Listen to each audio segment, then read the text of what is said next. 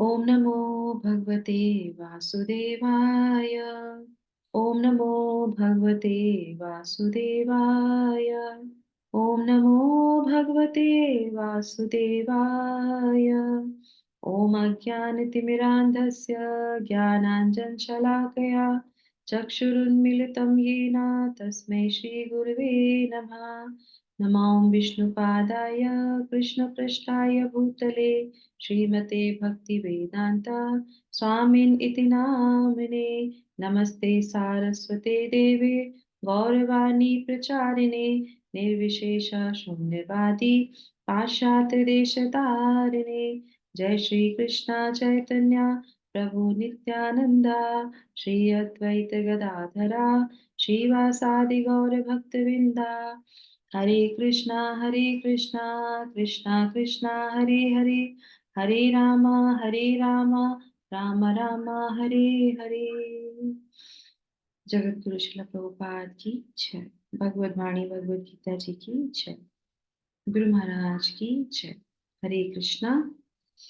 तो उपस्थित सभी भक्तों का बहुत बहुत स्वागत है हमारे इस कार्यक्रम में, जो हम प्रत्येक जो है सुबह भगवान की जो है नाम से इस कार्यक्रम का शुरुआत करते हैं। चेतो दर्पण मार्जनम 4:30 बजे हम लोग मंगला आरती करते हैं और उसके बाद फिर भगवान की वाणी से एक श्लोक भगवान की शिक्षा लेके इस सत्र को विराम करते हैं।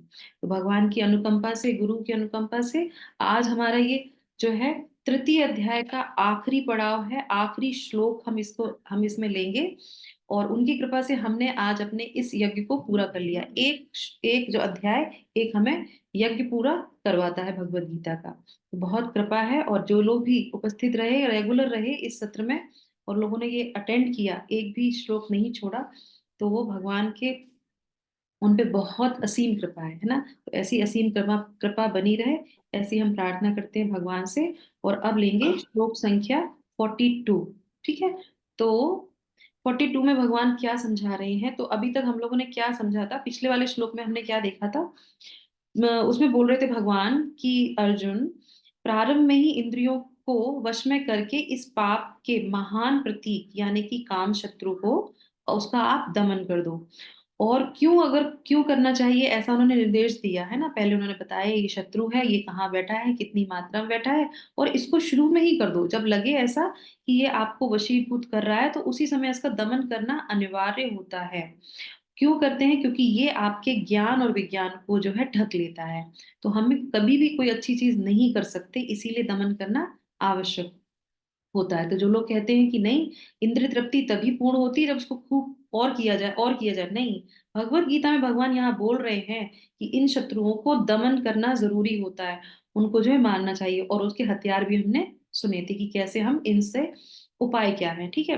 अब यहाँ पे भगवान क्या बता रहे हैं? अब यहाँ पे थोड़ी सी फिलॉसफी और जो है ऊंची हो जाती है, क्योंकि अब अंतिम है। तो इसके बारे में क्या बता रहे हैं? तो यहाँ पे प्रक्रिया बता रहे हैं, श्लोक संख्या 42। इन्द्रियाणि पराणि आहु इन्द्रियेभ्यः परं मनः मनसः तु परा बुद्धि यह बुद्धे परत तो सह। तो सह यहाँ पे क्या किसको बोला गया है? यहाँ पे सह जो है बोला गया आत्मा को। ठीक है। तो कर्म इंद्रियां जड़ पदार्थ की अपेक्षा श्रेष्ठ है। मन इंद्रियों से बढ़कर है। बुद्धि मन से भी उच्च है। और वह आत्मा, वह मतलब सह, वह मतलब आत्मा बुद्धि से भी बढ़कर है। तो ये यहाँ पे भगवान ने हमको बताया। तो हमने पिछले टाइम पे क्या देखा था? हायरार्की देखी थी। कैसे देखा था? कि जो हमारी इंद्र विषय हैं, इंद्र विषयों से ऊपर इंद्रियां, इंद्रियों से ऊपर मन, मन से ऊपर बुद्धि, बुद्धि से ऊपर आत्मा। ठीक है। तो ये हायरार्की है जो है वो यहाँ पे बता रहे हैं। तो अब यहाँ पे क्या बता रहे हैं? वो बता रहे हैं कि जड़ पदार्थ से जो है श्रेष्ठ कौन होती है? इंद्रियां होती हैं। उससे जो है श्रेष्ठ कौन होता है? उससे श्रेष्ठ होता है मन। मन से श्रेष्ठ क्या होता है? बुद्धि होती है। और उससे भी श्रेष्ठ जो वो होता है आत्मा। तो आत्मा कौन? यानी कि हम। तो हमारे लिए यहाँ पे शिक्षा दी जा रही है। यस माता जी, इंदु माता जी आज वॉलेंटियर करके पढ़ेंगी। हरे कृष्णा। जगत गुरु शिला प्रभुपाद की जय। इंद्रियां काम के कार्यकलापों के विभिन्न द्वार हैं। काम का निवास शरीर में है, किंतु उसे इंद्रिय रूपी झरोखे प्राप्त हैं। अतः कुल मिलाकर इंद्रियां शरीर से श्रेष्ठ हैं। श्रेष्ठ चेतना या कृष्ण भावनामृत होने पर ये द्वार काम में नहीं आते। कृष्ण भावनामृत में आत्मा भगवान के साथ सीधा संबंध स्थापित करता है। अतः यहाँ पर वर्णित शारीरिक कार्यों की श्रेष्ठता परमात्मा में आकर समाप्त हो जाती है। शारीरिक कर्म का अर्थ है इंद्रियों के कार्य और इन इंद्रियों के अवरोध। इन इंद्रियों के अवरोध का अर्थ है सारे शारीरिक कर्मों का अवरोध। लेकिन चूंकि मन सक्रिय रहता है, अतः शरीर के मौन तथा स्थिर रहने पर भी मन कार्य करता रहता है। यथा स्वप्न के समय मन कार्यशील रहता है, किंतु मन के ऊपर भी बुद्धि की संकल्प शक्ति होती है और बुद्धि के भी ऊपर स्वयं आत्मा है। अतः यह आत्मा अतः यदि आत्मा प्रत्यक्ष रूप में परमात्मा में रत रहे तो अन्य सारे अधीनस्थ यथा बुद्धि, मन तथा इंद्रियां स्वतः रत हो जाएंगे। कठोपनिषद में एक ऐसा ही अंश है जिसमें कहा गया है कि इंद्रिय विषय इंद्रियों से श्रेष्ठ है और मन इंद्रिय विषयों से श्रेष्ठ है। अतः यदि मन भगवान की सेवा में निरंतर लगा रहता है तो इन इंद्रियों के अन्यत्र रत होने की संभावना नहीं रह जाती। इस मनोवृत्ति की विवेचना की जा चुकी है। परम दृष्टवा निवर्तते, यदि मन भगवान की दिव्य सेवा में लगा रहे तो तुच्छ विषयों में उसके लग पाने की संभावना नहीं रह जाती। कठोपनिषद में आत्मा को महान कहा गया है। अतः आत्मा इंद्रिय विषयों, इंद्रियों, मन तथा बुद्धि इन सब के ऊपर है। अतः सारी समस्या का हल यह है कि आत्मा के स्वरूप को प्रत्यक्ष समझा जाए। बस माता जी यहीं मनुष्य तक को पढ़ेंगे। चाहिए। हरे कृष्णा माता जी यहीं तक हरे पढ़ेंगे। कृष्ण। ठीक है, ये हम जी, लास्ट तक पढ़ देते हरे हैं। कृष्ण। माता जी हरे कृष्ण। तो मैंने आप लोगों को बोला था कि कल आप लोग इसको पढ़ के आइएगा, है ना। तो अब आप मुझे बताइए, आज मैं नहीं बोलूंगी, आज आप लोग बताइएगा इस श्लोक को जो आपने पढ़ा तो आपको क्या समझ में आया। सभी लोग एक एक लाइन में आंसर देना, जो जो समझ में आया, जो भी आपको अभी तक समझ में आया इस श्लोक में, अभी भी हमने सुना, और जो भी जिन लोगों ने पढ़ा है पहले, जैसे मैंने कल बताया था, तो एक लाइन में बताइए कि क्या शिक्षा हमको यहाँ पे मिल रही है, क्या भगवान बताना प्रयास कर रहे हैं ना। कुछ भी नया नहीं है, सब पुराना ही है, सब कुछ हम पहले पढ़ चुके हैं, वही है इसमें। यस, कौन बताएगा सबसे पहले। हरे कृष्ण माता जी। बताइए। यस। ये बुद्धि बुद्धि जो है हमारा, बुद्धि से ही हम आत्मा को पहचान सकते हैं। बुद्धि से आत्मा को पहचाना जा सकता है। कि ओके। हम आत्मा माने परमात्मा का अंश बोल के बुद्धि से ही हम उसको। ओके, वेरी हरे नाइस। कृष्ण माता जी। यस। हरे या हरे कृष्ण माता जी, मैंने जो वैसे तो पढ़ा नहीं, लेकिन मैंने जो थोड़ा सा समझा तो वो ये है कि अगर हम अपनी बुद्धि को अपनी आत्मा को परमात्मा के ध्यान में लगा दे तो हम इन चीजों से छूट सकते हैं। वेरी नाइस, बहुत बढ़िया। यस। यस, प्रेम माता जी। यस माता जी, मेरा भी यही है कि यदि हम आत्मा की इम्पोर्टेंस को समझ जाए तो ये अपने आप ही जो इसके अधीनस्थ ये जो भी सारी चीजें मन बुद्धि और ये जो आपका है इंद्रिया, ये अपने आप ही जो है काम करना बंद करती है वेरी यदि नाइस, हम आत्मा की प्रत्यक्ष को समझ ले। बहुत बढ़िया, बहुत बढ़िया। यस, और कौन बताना चाहेगा। यस, अर्चना माता जी। हरे कृष्ण माता जी। माता जी जो कल पढ़ा था उसमें तो विषयों के जैसे निवास स्थान है वो इंद्रियां हैं वो बताए गए थे। आज इंद्रियों का ये इसमें वर्णन है, कर्म इंद्रियां और ज्ञान इंद्रियां, उसके बारे में है कि कैसी इंद्रियों को वश में करके आप भगवान से कनेक्ट हो सकते हो। और इसमें मन बुद्धि आत्मा उसका स्थिति बताई गई है कि मन से ऊपर बुद्धि है, बुद्धि से ऊपर आत्मा है, तो कैसे आप इन सब पे नियंत्रण कर सकते हो। हाँ, और भगवान से अपना संबंध स्थापित कर सकते हैं। परम दृष्टो अनिवर्तते। परम दृष्टो का मतलब है यदि हम मन भगवान की दिव्य सेवा में लगा लगा रहे तो तुच्छ विषयों में हाँ, छल अनन्य भक्ति और सेवा से जी हाँ, सब कुछ सॉल्यूशन वही है। हाँ। कि इंद्रियों को भगवान की सेवा में लगा। इन भगवान की सेवा में इंद्रियों को लगाना चाहिए। तो हमने ये पहले पढ़ा था कि भगवान की सेवा में हम इंद्रियों को लगाएं, तो हमने टारगेट किया था, भगवत गीता में ऐसे बताया गया था कि 3 जगह शत्रु बैठा है ना, इंद्रिय, मन और बुद्धि। तो टारगेट सबसे पहले क्या बताया गया था कि इंद्रियों पे करना है, करेक्ट। पर इसमें डिफरेंस है, पिछले श्लोकों में हमने पढ़ा था कि इंद्रियों को टारगेट करना है, यहाँ पे टारगेट किसको बोल रहे हैं, यहाँ पे टारगेट बोल रहे हैं आत्मा को टारगेट करना, आत्मा को लगाना है। वहां यहाँ पहले बोला गया इंद्रियों को लगाना है, यहाँ पे बोला आत्मा में। यही डिफरेंस है इस श्लोक में और जितने भी पीछे के श्लोक थे उनमें और इसमें, यही फर्क है।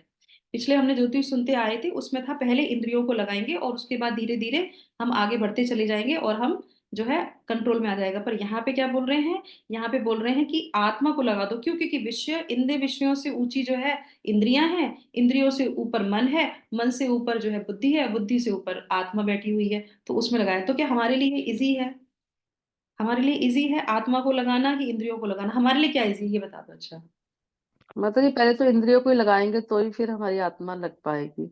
नहीं, हमारे लिए क्या प्रैक्टिकल, सबके लिए अलग अलग है। किसी का आत्मा भी लग सकती, किसी की इंद्रिय भी लग सकती। किसके लिए? आत्मा से शॉर्टेस्ट आत्मा रूट हो जाएगा।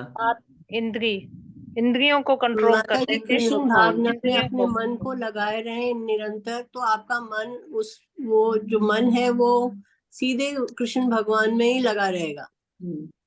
तो यहाँ पे 2 चीजें बहुत बढ़िया। अब आप लोगों ने देखा, समझा, जाना, है ना, तो इसीलिए कहते हैं जब हम पढ़ते हैं और उस पर थोड़ा मंथन करते हैं तो हमें चीजें समझ में आती हैं और फिर हम कभी भूलेंगे नहीं, है ना। तो ये प्रयास जो था अभी जो हम लोगों ने प्रैक्टिस करी, ये क्या है, हमने इस पे चर्चा की, इस पे थोड़ा मंथन किया कि अगली बार जब हमारी इंद्रियां किसी चीज के लिए आगे बढ़े तो हम विचार करें कि नहीं, हमने इस पे विचार किया, मंथन किया था कि हमें अपनी इंद्रियों को किसमें, भौतिक चीजों में नहीं लगाना चाहिए। फिर हमने एक विचार और भी किया भगवत गीता के 3 अध्याय को पढ़ते हुए कि हमको अपनी बुद्धि को, इंटेलिजेंस को और अपने आप को, स्वयं को, क्योंकि हम किससे अलग है, हम शरीर से अलग है, करेक्ट। तो जब हम किसी चीज पे चर्चा करते हैं तो हमें ये ज्ञान रहता है कि नहीं, हम लोग चर्चा कर रहे थे कि नहीं आत्मा को भी लगा सकते हैं, तो हम उसका भी प्रयास करेंगे। जब विचार ही नहीं करेंगे, मंथन ही नहीं करेंगे तो कैसे लगाएंगे, करेक्ट।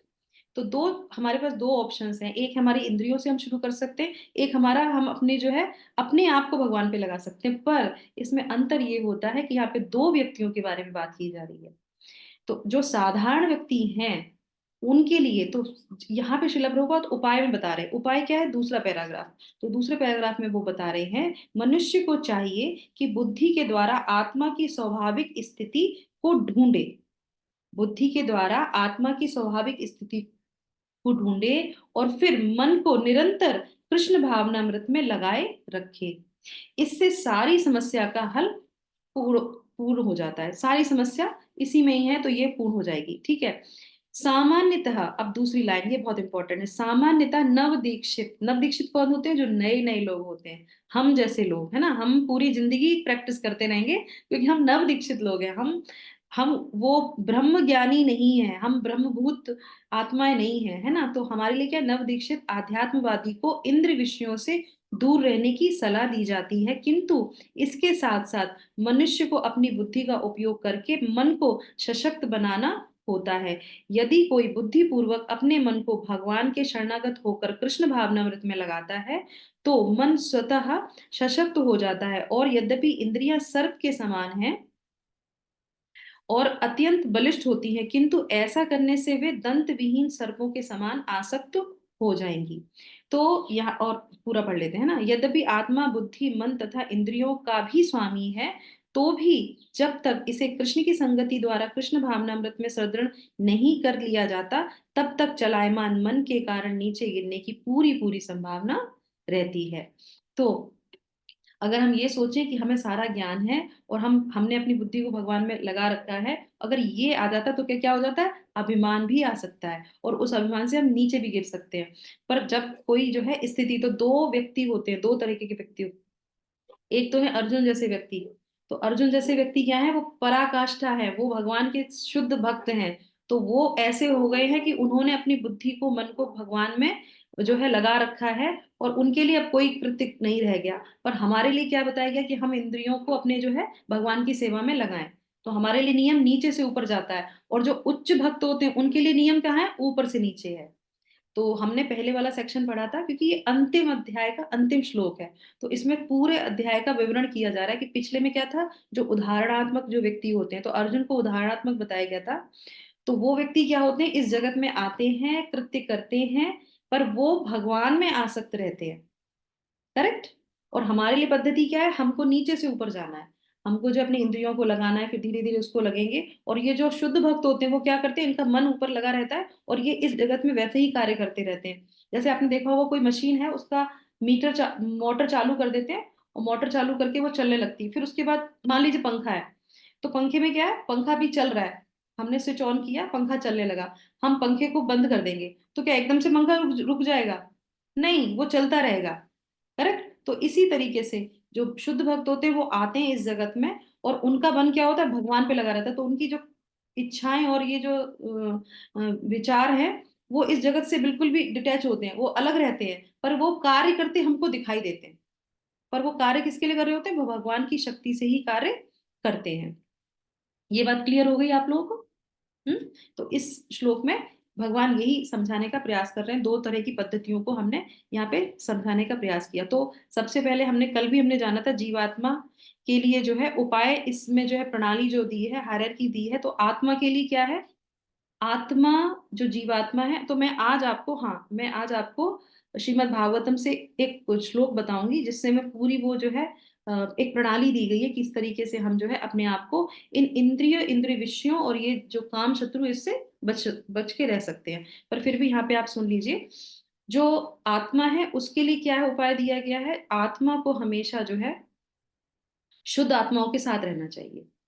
आत्मा को ऐसे लोगों के साथ रहना चाहिए जो भगवान में अपने को लगा के रखते हैं। समझ में आया? तो हमारा उस तरह से हमारी बुद्धि, हमारी आत्मा जो है भगवान से कनेक्ट रहती है। और उसके बाद जो है बुद्धि को हम कैसे लगा सकते हैं, हमने कल भी बताया था, बुद्धि को कैसे लगा सकते हैं भगवान में, इंटेलिजेंस को। विषयों से विरक्ति, हम्म हम्म विषयों से विरक्त होके शास्त्र पढ़ के। शास्त्र पढ़ के, यस। शास्त्र अगर पढ़ेंगे तो हमें वो पूरा ज्ञान हो जाएगा। और जैसे माता जी ने कहा विरक्ति, तो जब हम आसक्ति अपनी डेवलप करेंगे तो विरक्ति ऑटोमेटिक हमारी हो जाएगी। ठीक है। मन को कैसे लगा सकते हैं, मन को हम लगा सकते हैं, सिमरन करके, सेवा हाँ में, सेवा। हाँ, सेवा में मंत्र में, सिमरन करके। मंत्र में अच्छा। मन चिंतन करते हैं ना, किसी चीज का मन लगाते हैं, तो किसमें क्या, हाँ, मन उसमें हमारा लग जाएगा, किसमें, भगवान के जो है नाम में, मंत्र में। अगर हम लगाते हैं अपना मन को, जैसे करते हैं ना हम हरे कृष्णा, थोड़ा मन इधर उधर भटका तो क्या करते हैं, तेज तेज करने लगते हैं, फिर संकीर्तन करने लगते हैं, तो मन उसमें हमारा लगने लगता है। इंद्रियों को बताया था किस में लगाना है, सेवा में सेवा माता में, जी। सेवा में। सेवा सेवा। में। ऐसी सेवा, प्रसाद ग्रहण करने की सेवा, हाँ, सेवा डिफरेंट टाइप्स की। ग्रहण करने की भी सेवा है। हाँ, भोग की। वो जो हम खाते हैं, तो क्योंकि ये हमारे जो है वेग है, इधर उधर से भगाते हैं, तो हमको क्या है, प्रसाद हम ग्रहण करेंगे तो हमारा जो है लोअर हो जाएगा। उसके बाद क्या है, भगवान के नाम का उच्चारण करेंगे, मंदिर जाएंगे, हाथ पैरों को भगवान की सेवा में लगाएंगे, भगवान के दर्शन करेंगे, तो इस तरीके से ये पूरा जो है हमारा चीजें हो जाती हैं। अच्छा, दूसरा एक इंपॉर्टेंट बारीक सी चीज इसमें जो बताई गई थी, जो श्रील प्रभुपाद बता रहे, उस पर थोड़ा सा प्रकाश डालते हुए आगे बढ़ेंगे, है ना। तो यहाँ पे एक चीज बताते हैं कि इंद्रियों के, हाँ, अतः यहाँ पर वर्णित शारीरिक कार्यों की श्रेष्ठता परमात्मा में आकर समाप्त हो जाती है। ठीक है। तो कोई भी चीजें हो, अगर आप भगवान से कनेक्ट होते हैं तो वहां पे जाके वो रुक सकती है, नहीं तो नहीं रुक सकती है। एक हमारे भक्ति विनोद ठाकुर का किसका एक भजन है, बहुत अच्छा था वो, उसमें क्या बोलते हैं, हे गोपीनाथ, हे गोपीनाथ, मम निवेदन सुनो। हे गोपीनाथ, गोपियों के नाथ, वो सारी इंद्रियों को कंट्रोल में कर सकते हैं। तो हमें किसको अपनी इंद्रियां सौंप देनी चाहिए, ऋषिकेश को। तो भगवान गोपीनाथ जो हैं, वो कहते हैं हमारे अंदर इतनी काम वासनाएं हैं, तो प्रार्थनाएं करते हैं, और इस तरीके से भगवान जो है इसको कंट्रोल में कर लेते हैं। कुछ भी हो, जैसे हम लोग भगवान की लीला सुनते हैं, तो अघासुर की लीला सुनिए, है ना। तो हमारे आचार्यगण बताते हैं कि ये जो हमारी इंद्रियां हैं, ये अघासुर की तरह है। ये क्या करती हैं, हमें निगल जाती हैं। हमें निगल जाती हैं। अब अघासुर से किसने बचाया था? जब भगवान के सारे बाल सखा और गोप सखा जो होते हैं उनको अघासुर जो है कर लेता है। भगवान बड़े विचलित हो जाते हैं, वो ढूंढते हैं इधर उधर जाके, सब जगह जाके, जो भी करना हो करो, अपने सारे उनको लेके वापस आ जाते हैं। तो भगवान से अगर हमारा संबंध होगा तो अगर हम अघासुर के मुंह में भी चले जाए ना, तो भी भगवान वहां से खींच के हमको ले आएंगे। तो इस तरीके से यहाँ पे बताया। दूसरा यह है, इंद्रियों के कार्य और इन इंद्रियों के अवरोध का अर्थ है सारे शारीरिक काम कर्मों का अवरोध करना। लेकिन चूंकि मन सक्रिय रहता है अतः शरीर के मौन तथा स्थिर रहने पर भी मन कार्य करता रहता है। यथा स्वप्न के समय मन क्रियाशील रहता है। तो हमारा एक स्थूल शरीर होता है और एक सूक्ष्म शरीर होता है। सूक्ष्म शरीर के भी कान, नाक, आंख सब होते हैं। ठीक है, ये पता था आपको? अगर नहीं पता था तो सुन लीजिए। स्थूल शरीर के भी ये तो दिख रहे हैं हमको, है ना? और सूक्ष्म शरीर का जो अंदर होता है उसके भी सब कुछ होते हैं। तो कभी आपने देखा होगा, जैसे मान लीजिए यही क्लास है या किसी प्रवचन में गए, कहीं पे भी गए, सामने आंखें देख रही हैं, कानों में कथा जा रही है या भजन जा रहा है, और थोड़ी देर बाद जब आपसे पूछा गया कि क्या मतलब था इसका, था तो कोई मतलब बता तो रहे थे पंडित जी, मंत्र तो सुन रहे थे हम, पर समझ में नहीं आया। क्यों? क्यों नहीं समझ में आया? क्योंकि वहां पे जो है आपका सूक्ष्म शरीर, वहां पे उसने, उसकी जो इंद्रियां थी ना वहां पे वो बंद थी, ये खुले थे। हमारे ये जो ढक्कन है ये खुले थे, पर अंदर से वो वहां पे चित्त नहीं लगा था वहां पे।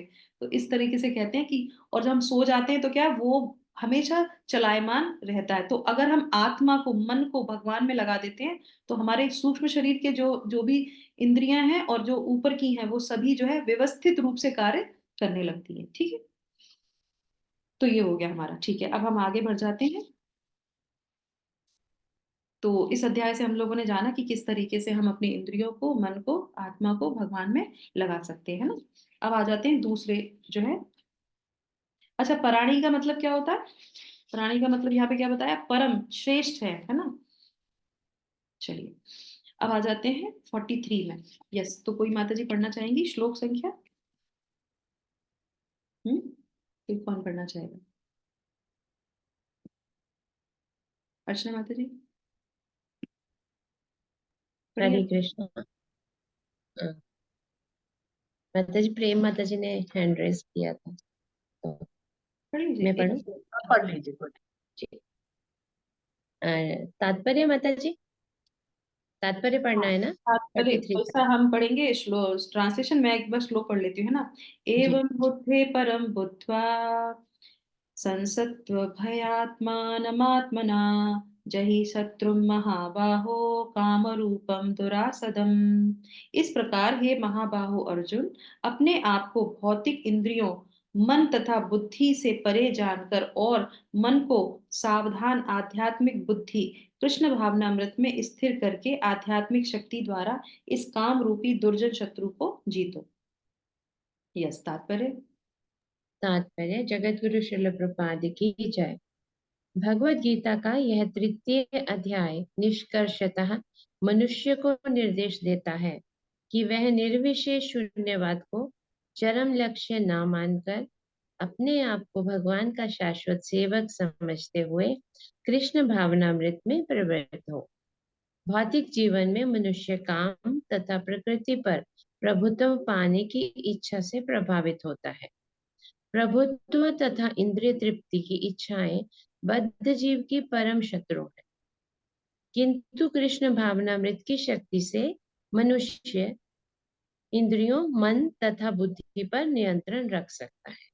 इसके लिए मनुष्य को सहसा अपने नियत कर्मों को बंद करने की आवश्यकता नहीं है, अपितु धीरे धीरे कृष्ण भावनामृत विकसित करके भौतिक इंद्रियों तथा मन से प्रभावित हुए बिना अपने शुद्ध स्वरूप के प्रति लक्षित स्थिर बुद्धि से दिव्य स्थिति को प्राप्त हुआ जा सकता है।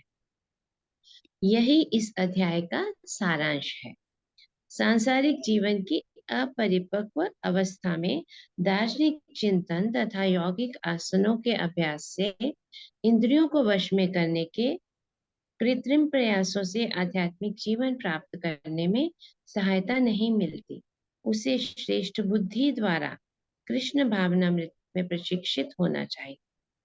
इस प्रकार भगवत गीता के तृतीय अध्याय कर्म योग का भक्ति वेदांत तात्पर्य पूर्ण हो। जगत गुरु श्रील प्रभुपाद की जय। हरे कृष्ण। हाँ, थैंक यू सो मच माता जी। तो यहाँ पे हमने पूरा ये जान लिया और लास्ट में इस अध्याय में भगवान जो है सॉरी हमारे श्रील प्रभुपाद सारांश के रूप में ये श्लोक हमको देते हैं। तो जो यहाँ पे बार बार एक चीज की चर्चा हो रही है, तो जो काम शत्रु है उसका हमें जो है उसको भगवान की सेवा में लगाना चाहिए। तो इससे एक कथा मैं आपको सुनाती हूँ। जो हमारे महाभारत में जब युद्ध समाप्त हो जाता है तो क्या हो जाता है, पूरी जो है कौरव सेना को मार दिया जाता है, उसका वध हो जाता है, वो पूरी विनाश खत्म हो जाती है। पर दुर्योधन नहीं मरता है, दुर्योधन बच जाता है। और दुर्योधन वहां से क्या करता है, जब वो देखता है कि सारी सेना मर गई हो गई तो वो भाग जाता है, वहां से भाग के वो छुप जाता है। तो भगवान कृष्ण वहां पे क्या बोलते हैं, वो कहते हैं कि पांडवों से कि जाओ और जाके दुर्योधन को ढूंढ के लेके आओ, ढूंढो और जहां पे भी वो मिले तुरंत उसका वध करो। क्यों? सारी सेना मर गई, उसको क्यों मारने के लिए बोलते हैं? वो कहते हैं कि अगर वो जीवित रहा तो वो और भी खतरनाक होगा तुम्हारे लिए। तो यहाँ पे हमारे आचार्य क्या बताते हैं कि दुर्योधन हमारी क्या है, काम शत्रु की तरह है।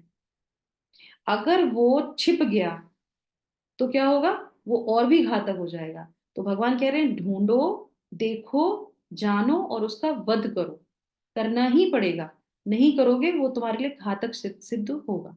तो इस तरीके से ये हमें यहाँ पे बहुत अच्छी शिक्षा जो है इस अध्याय से मिलती है कि हमारे अंदर जो भी विकार हैं उनको हमें ढूंढना चाहिए, देखना चाहिए और उनको उन पे हमें विजय प्राप्त करनी ही चाहिए। और विजय प्राप्त करने का एक ही तरीका है, क्या है? कृष्ण भावना भावित होना।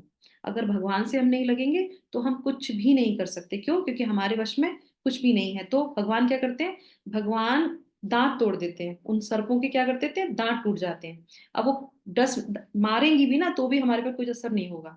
क्यों? क्योंकि हम परम दृष्टवा निवर्तन्ते हो जाते हैं। तो इस अध्याय में ये जो हमने सॉरी इस जो श्लोका है, तो इसको हम जो है थोड़ा सा समझेंगे। समझने में इसमें नहीं है, इसमें सिर्फ निर्देश दिए गए हैं हमारे लिए है। तो मैं अब आपको बताती हूँ जो है, एक कथा बात मैं बताऊंगी उससे पहले जो है आपके लिए। तो इस अध्याय का सारांश क्या बताया श्रील प्रभुपाद ने, इस अध्याय का सारांश जो है कुछ पॉइंट्स हैं, ये हम ले लेते हैं और उसके बाद फिर बताते हैं आपको हम श्रीमद् भागवतम से। तो इस अध्याय में जो है श्रील प्रभुपाद बता रहे हैं कि इस अध्याय का सारांश है कि जो है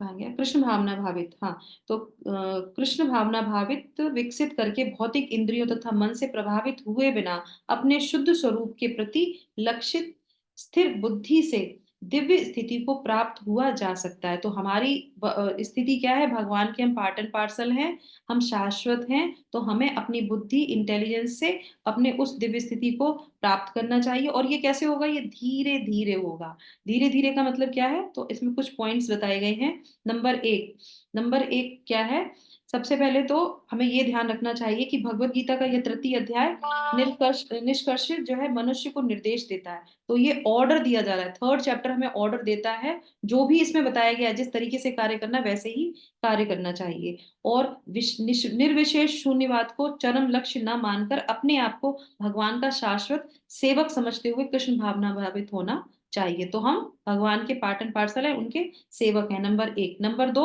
भौतिक जीवन में मनुष्य काम तथा प्रकृति पर प्रभुत्व जमा पाने की जो है इच्छा से प्रभावित होता है। तो हम यहाँ पे क्यों आ गए, क्योंकि हम डूअर मेंटेलिटी थी। तो हमने इस अध्याय में क्या जाना था कि सिर्फ जो है हम अकेले डूअर नहीं है। कौन है? भोक्ताराम यज्ञ तपसाम सर्वलोक महेश्वरम, भगवान कृष्ण भोक्ता है।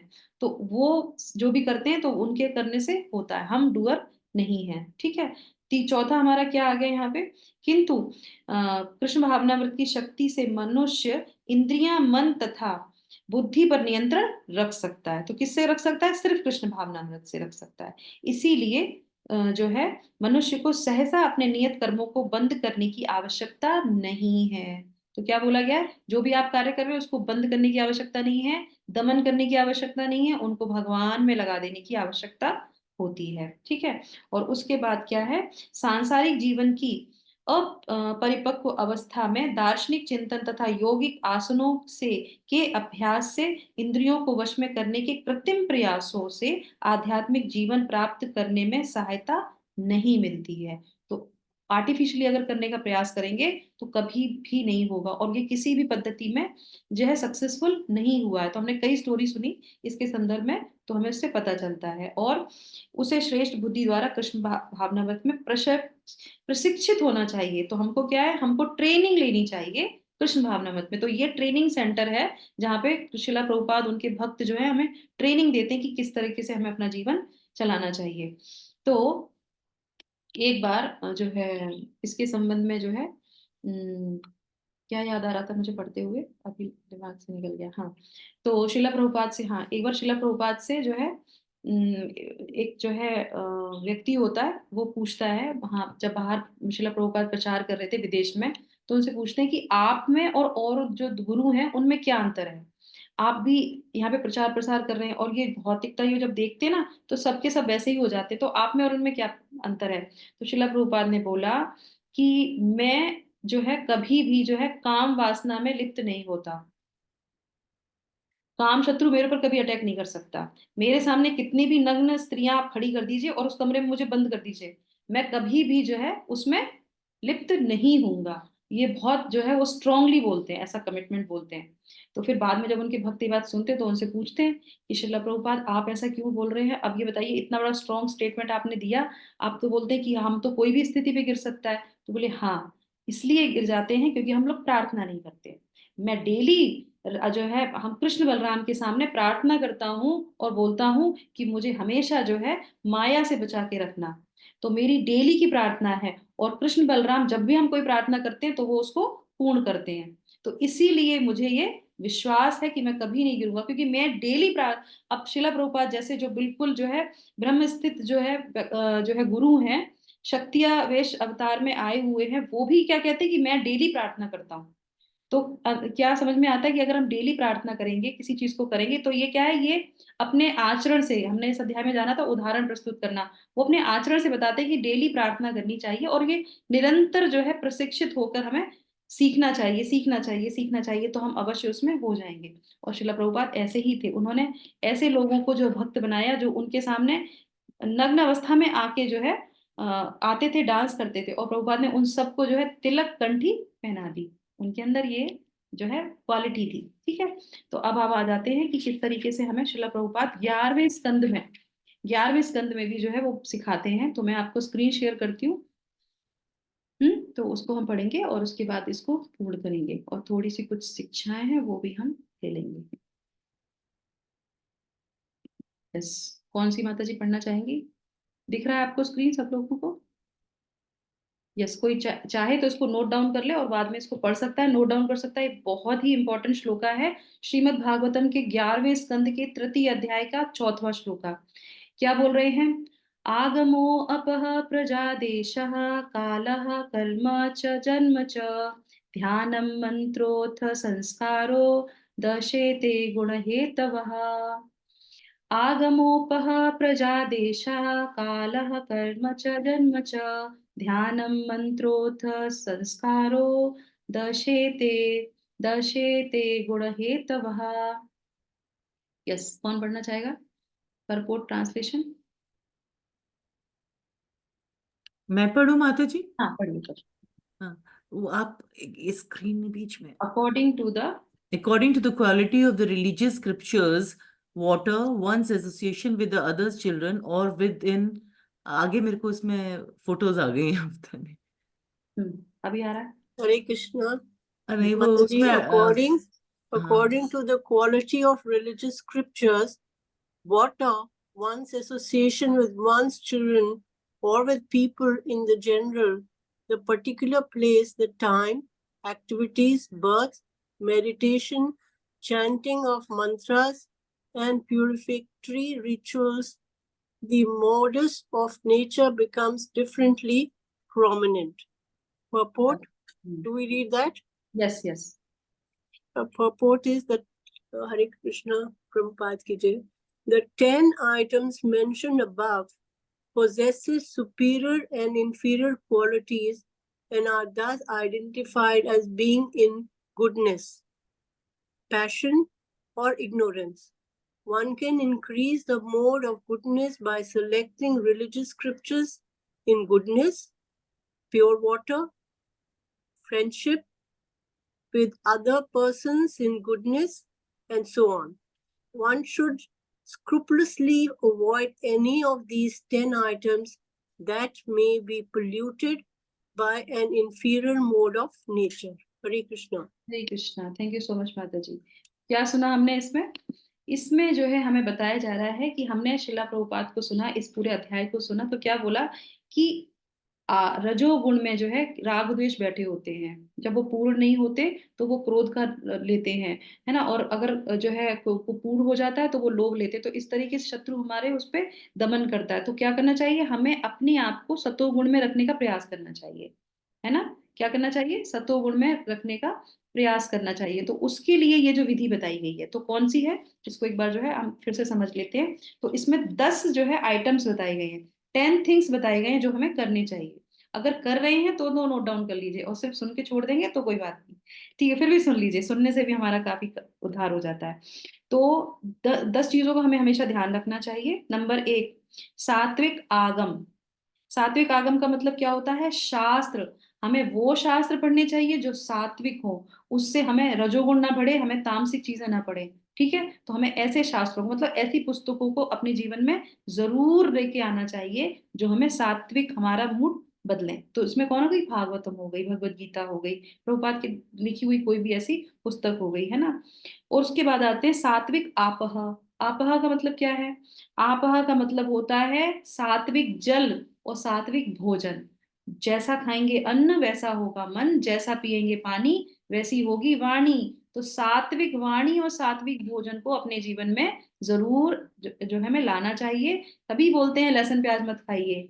हम लोग जो है आचार्य जो है ऐसे ही नहीं किसी को बोलते कि आप जो है लहसुन प्याज मत खाइए। अरे इसीलिए क्योंकि आप तमोगुण में चले जाएंगे। तमोगुण में जाने के बाद क्या होगा? क्योंकि वो राग द्वेष तो बैठे हुए हैं, वो आपके ऊपर कवर कर लेंगे। तो इसके पीछे सेंस है, इसके पीछे साइंस है। तो ये बात लोगों को समझ में नहीं आती है। तो इसीलिए तमोगुण भोजन नहीं करना चाहिए। तो आप आ जाते हैं सात्विक प्रजा। सात्विक प्रजा का मतलब क्या है? एसोसिएशन।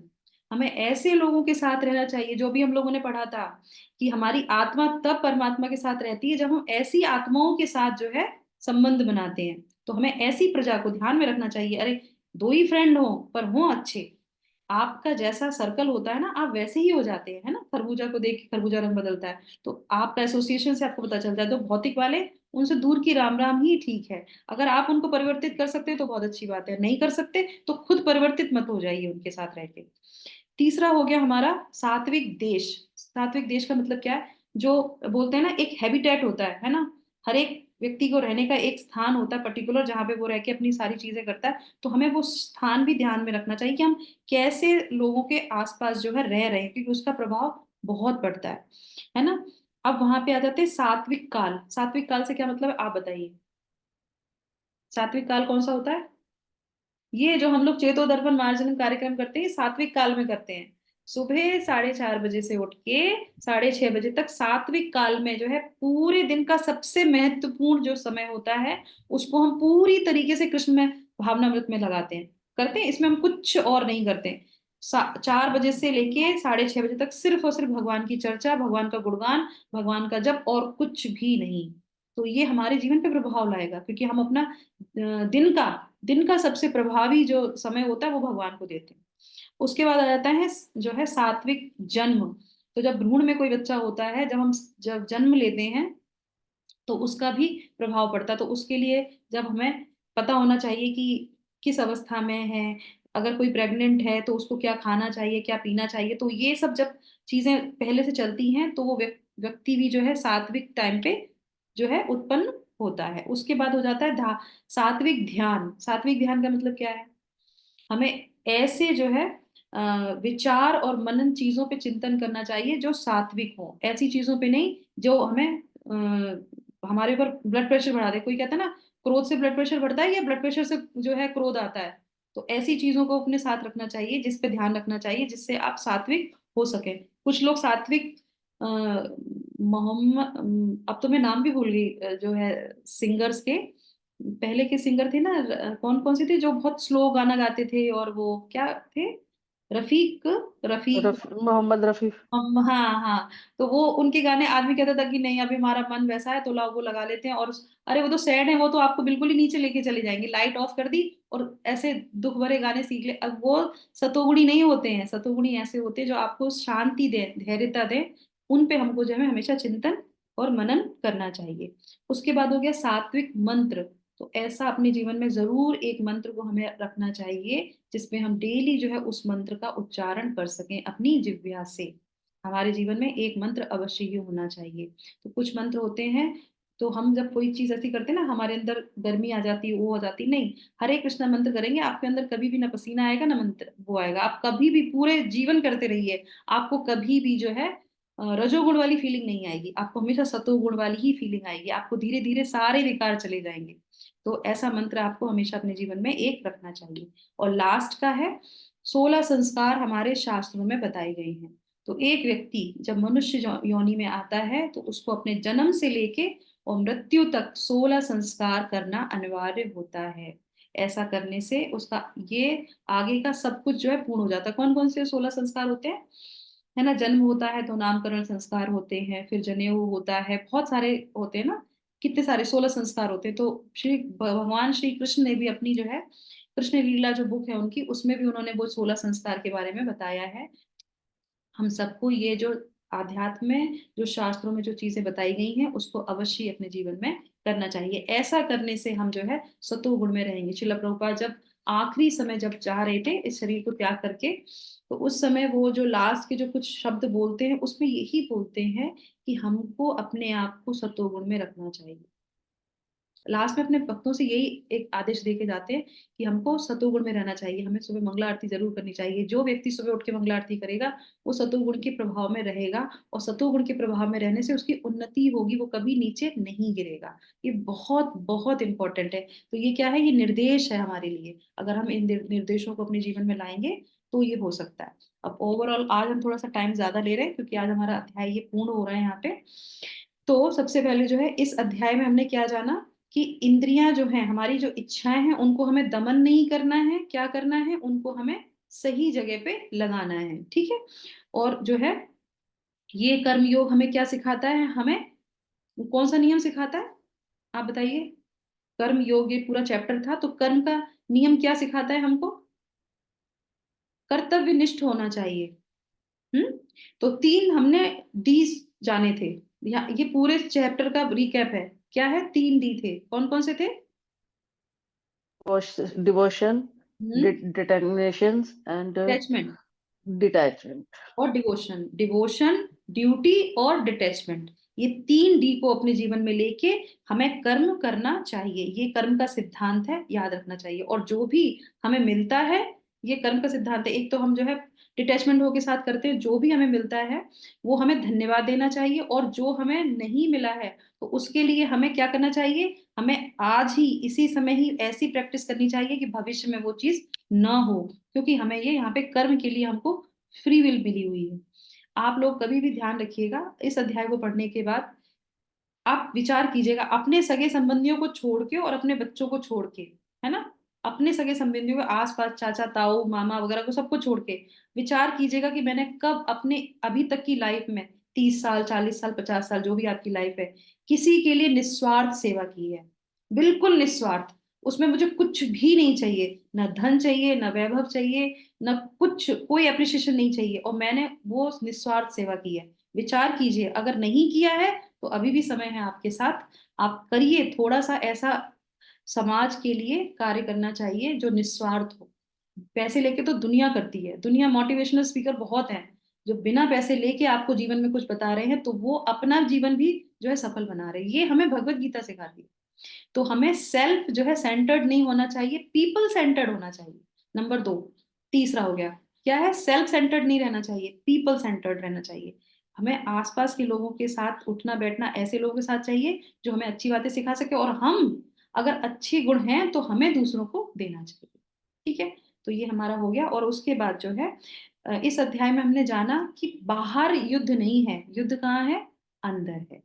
अंदर बैठे हुए हैं शत्रु, अंदर बैठा हुआ है सब राक्षस, उनको बाहर, उनसे लड़ाई करनी है और उनसे जो है हमको विजय प्राप्त करनी है। हम दूसरों पे दोषारोपण लगाते हैं, पर सारे 6 के 6 दुश्मन जो है हमारे अंदर बैठे रहते हैं। तो हमें जो है पता चल गया, लोकेशन पता चल गई, शत्रु को कैसे दमन करना है, क्या करना है, सब कुछ इस चैप्टर में हमें पता चल गया। तो उसी हिसाब से हमें कार्य करना चाहिए। ठीक है, तो अब हम किसी पे भी जो है कभी भी दोषारोपण एटलीस्ट भगवान पे तो नहीं लगाएंगे हैं कि भगवान आपकी वजह से ऐसा हमारे पास आता, नहीं।